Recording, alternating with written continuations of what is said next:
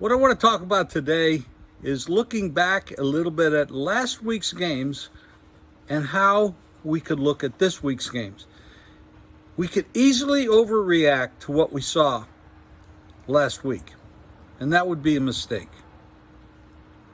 And the reason I say that is preseason doesn't matter much anymore. They don't play their starters. You don't see very many quarterbacks spending a lot of time on the field. They're not getting a lot of snaps. There's not a lot of practices in pads, et cetera, et cetera. So really, the first week of the NFL is like the fourth week of preseason with pads, with actually hitting, et cetera, et cetera. Look at the San Francisco Bears game. Played in bad conditions. You can't play in worse conditions than that. What can you tell from it? You can't. I can't. So now this week, the 49ers are at home. They're a big favorite. The Bears are on the road. They're a big dog. What do we know about these two teams? A little bit, yes. There's some injuries. There's some banged up players, yes. But I don't know that much about either one of them as far as, Trey Lance. How much has he played in the NFL? How much has he played even in college? We don't know that much about him. Fields coming out of Ohio State. What do we know about him? So we're guessing. Take a look at the Browns and the Panthers and how that game played out.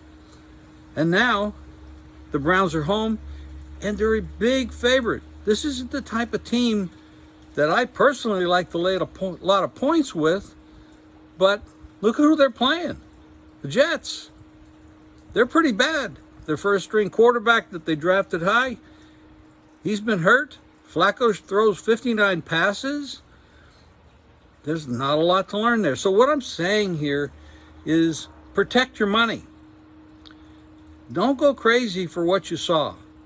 We still have a lot to learn. There are a few teams, though, that we did see some things, and we can say, hey, Kansas City is really good.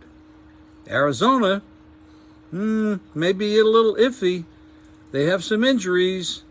They got problems, and I'm not a big Kyler Murray fan, personally. I'm sure he's a nice guy. He's got a lot of money now. He's got a big contract. But, again, even their coach. Talk about coaches.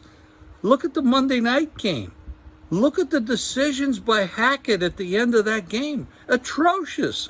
All of us could have made better decisions than that. The decision he made was the worst one he could have made, in my opinion. So there's a lot to do. In what I'm saying, there's a lot to do not to do.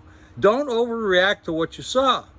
Look at the Eagles in Detroit. Eagles had the big lead. Then they give up a lot of points late. Lions, just like last year, come roaring back and they cover the spread. What did you learn? Are the Eagles that good? Are the Lions that bad? Or does it reverse in the So we have a lot to learn. It's a 17-week season, not counting the playoffs. Don't overreact. It'll cost you money. So be careful. Look at the totals. As these teams get more efficient, efficiency is the word here, as they become more efficient offensively, they're going to start scoring more points. Now, the odds makers know that too, so they're going to make adjustments. So be careful with that as well. It's a long season. Don't blow your bankroll. No more than 2 or 3% of your bankroll on any given game. And don't overbet a lot of games. I mean, if you're betting 2% and you bet 10 games, that's 20% of your bankroll. That's too much on a week. So you have to watch at that too. So be careful. Stay tuned. We're going to have a lot of good information. And we'll talk to you later.